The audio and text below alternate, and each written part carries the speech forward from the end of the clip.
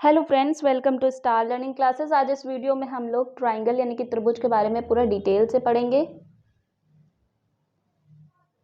तीन भुजाओं से बनी एक बंद्र आकृति को त्रिभुज कहते हैं। त्रिभुज में तीन भुजाएं, तीन कोण, तीन शीर्ष होते हैं।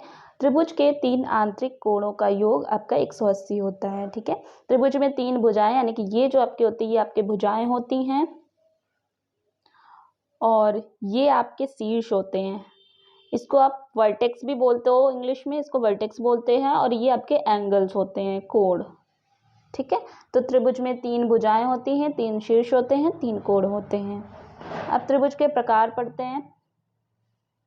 तो त्रिभुज के प्रकार आपके दो प्रकार के त्रिभुज होते हैं। एक तो आपका भुजाओं के आधार पर त्रिभुज होता है, दूसरा आपके कोण के आधार पर यानी कि एंगल के आधार पर आपका त्रिभुज होता है।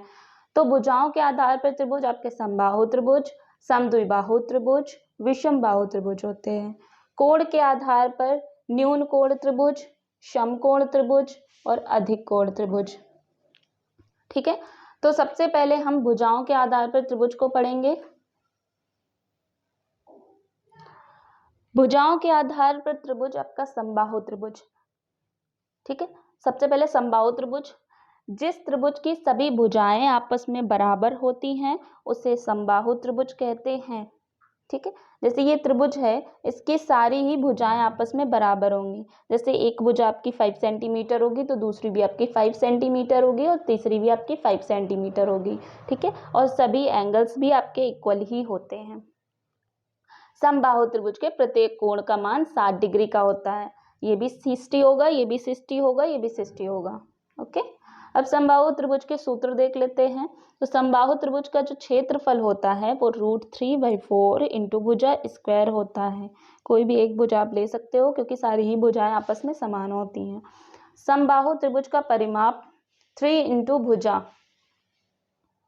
ये आपका जो अंदर का स्पेस होता है ये आपका क्षेत्रफल होता है। और जब हमें परिमाप निकालना होता है तो ये बाहर की भुजाओं को आपस में जोड़ देते हैं, तो वो जो उससे जो है त्रिभुज का परिमाप निकल आता है।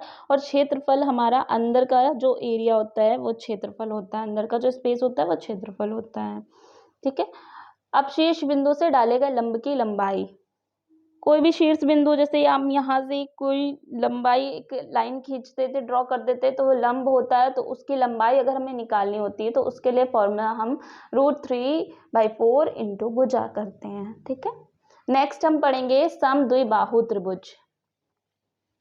समद्विबाहु त्रिभुज ऐसा त्रिभुज जिसकी तीन भुजाओं में से कोई दो भुजाएं समान होती हैं, समद्विबाहु त्रिभुज कहलाता है। जैसे ये एक ट्राइंगल है, इसकी ये दो भुजा आपस में इक्वल है और ये भुजा इक्वल नहीं है।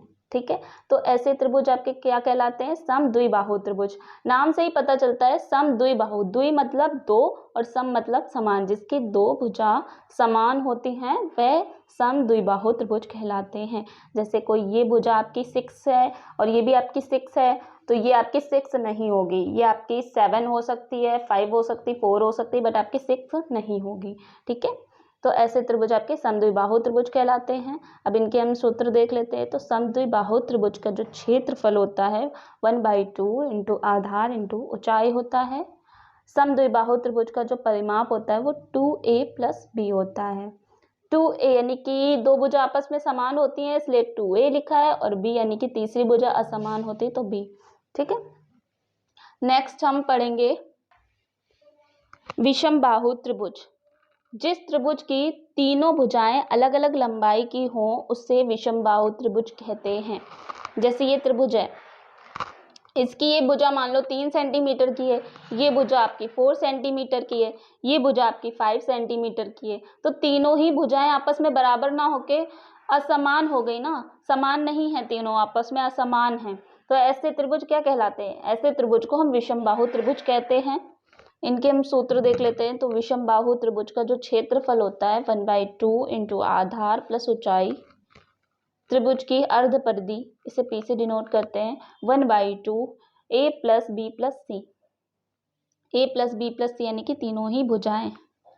अब अगर आपका दो भुजाएं दी हैं और एक साथ में एंगल भी दिया है, मान लो इधर एक एंगल दिया है या इधर एक एंगल दिया या एक एंगल, दो भुजाएं और एक एंगल दिया हो, तो इसमें तो ऐसे ऐसा क्षेत्रफल निकालने के लिए हमारा 1/2 into A into B into sine theta ये फॉर्मूला लगेगा। जब आपका एक एंगल हो और दो भुजाएं हो तब ये वाला फॉर्मूला लगेगा, और जब आपकी तीनों ही भुजाएं हों तब आपका ये वाला फॉर्मूला लगेगा। ठीक है, अब हीरोन का सूत्र के अनुसार हमें कैसे निकालना है क्षेत्रफल, under root S S minus A S minus B S minus C, ये वाला फॉर्मूला लगेगा अगर आप हीरोन के सूत्र के अकॉर्डिंग निकाल रहे हो तो।